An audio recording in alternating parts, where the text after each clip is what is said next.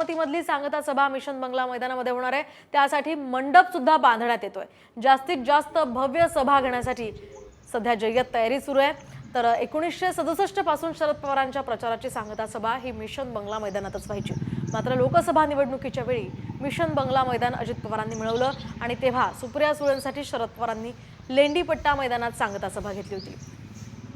दरम्यान अजित पवारांच्या सांगता सभेच्या तयारीचा आढावा घेतला आमचे प्रतिनिधी मंगेश कचरे यांनी। उद्या विधानसभा निवडणुकीच्या तोफा ह्या थंडवणार आहेत। मात्र या अगोदर ठिकठिकाणी सांगता सभा देखील होणार आहेत। आपण या ठिकाणी पाहू शकता, मी सध्या बारामती येथील मिशन हायस्कूलच्या मैदानावर आहे। याच मैदानावर उद्या अजित पवार गटाची सांगता सभा होणार आहे।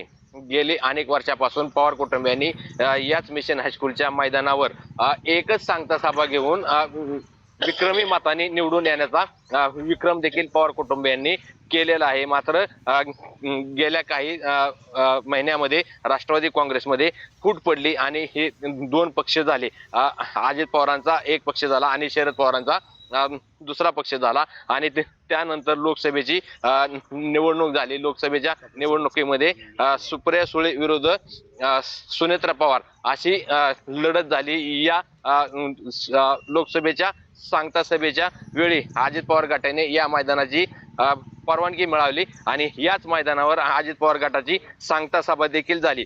मंगेश कचरे,